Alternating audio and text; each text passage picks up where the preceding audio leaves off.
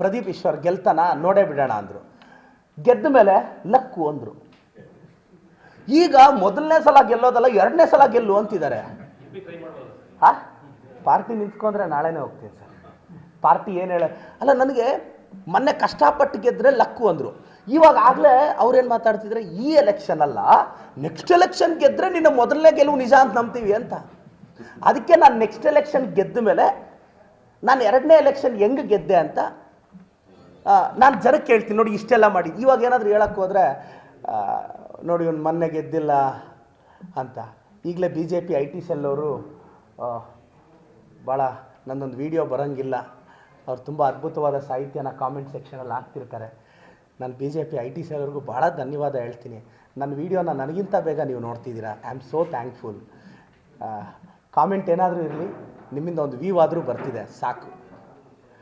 BJP IT cell ಅವರು ಪಟ್ ಅಂತ ನೋಡ್ತಾರೆ ನನ್ನ ವೀಡಿಯೋನ. ಹಂಗೆ ಹಾಕಂಗಿಲ್ಲ, 1 ನಿಮಿಷಕ್ಕೆ 70-80 ವ್ಯೂಸ್ ಆಗೋಗಿದೆ, 40 ಕಾಮೆಂಟ್ ಬಿದ್ದೋಗಿದೆ, 40 ನೆಗೆಟಿವೆ.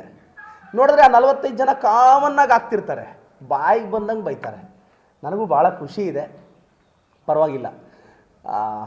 ಒಂದು ಕಾಲದಲ್ಲಿ ಗಲ್ಲಿಯೆಲ್ಲ ನನಗೆ ಗೊತ್ತಿರಲಿಲ್ಲ, ಇವತ್ತು ಕರ್ನಾಟಕದ ಗೂಗಲಲ್ಲಿ ನನ್ನನ್ನು ನೋಡ್ತಾ ಇದ್ದಾರೆ. ಥ್ಯಾಂಕ್ ಯು ಅಷ್ಟೇ. ಇದ್ರ ಇಲ್ಲ ಸರ್, ನನಗೆ ಇಲ್ಲ ನನಗೆ ನಾನು ಹಂಗೆ ಹೇಳ್ತಾ ಇಲ್ಲ. ನನಗೆ ಯಡಿಯೂರಪ್ಪ ಸಾಹೇಬ್ರ ಬಗ್ಗೆ, ಸಿದ್ದರಾಮಯ್ಯ ಸಾಹೇಬ್ರ ಬಗ್ಗೆ, ನಮ್ಮ DK ಶಿವಕುಮಾರ್ ಸಾಹೇಬ್ರ ಬಗ್ಗೆ, ಅವ್ರ ಬಗ್ಗೆ ಅಪಾರವಾದ ಗೌರವ. ಅಂದರೆ ಸ್ಪೀಡ್ ನಮ್ಗೆ ಈ ಏಜಲ್ಲೇ ಸ್ಟಾರ್ಟ್ ಆಗಬೇಕು ಅಂತ ಅಂದರೆ ಮೋಸ್ಟ್ ಸರ್, ಅವ್ರಿಗಿರೋಷ್ಟು ಕೆಪಾಸಿಟಿ ಆ ಏಜಲ್ಲಿ ಹಂಗಲ್ಲ. ಇಲ್ಲ, ಅವರು ಹಿರಿಯರಿದ್ದಾರೆ. ನಾನು ಯಡಿಯೂರಪ್ಪ ಸಾಹೇಬ್ರ ಬಗ್ಗೆ ಅಪಾರವಾದ ಗೌರವ ಇದೆ. ನಾನು ಅವ್ರ ಬಗ್ಗೆ ನಾನು ಮಾತಾಡೋಕ್ಕೆ ಇಷ್ಟಪಡಲ್ಲ. ನನಗೆ ಅವ್ರ ಬಗ್ಗೆನೂ ಅಪಾರವಾದ ಗೌರವ ಇದೆ. ಮ್ಯಾಮ್, ನನಗೆ ಪಾರ್ಟಿ ಸಂಘಟನೆಯಲ್ಲಿ ಹೋಗಬೇಕು ಅಂತ ಇಷ್ಟ ಮ್ಯಾಮ್. ಯಾವತ್ತೂ ಅಷ್ಟೇ. ರಾಜಕೀಯದಲ್ಲಿ ನಾನು ಸಡನ್ನಾಗಿ ಬಂದವನು, ನನಗೆ ಅನುಭವದ ಕೊರತೆ ಇದೆ, ನಾನು ಒಪ್ಕೊತೀನಿ.